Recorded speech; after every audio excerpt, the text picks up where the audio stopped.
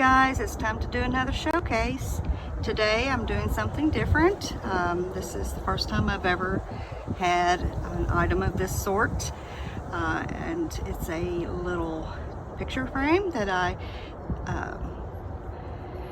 designed myself. The actual picture frame was bought. It was wooden and plain, and I have painted it and sealed it with many coats of a hard drying top coat. I'll get you up close to see the details. It does have some sparkle. Might be a little hard to see. Move it around, it kind of helps. The back is plain, but you can take the little cardboard insert out and put your own little picture in there.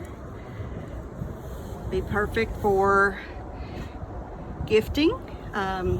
Someone could put that on their desk, or just in your living room or bedroom, anywhere you may like. It's so small that it would fit just about anywhere.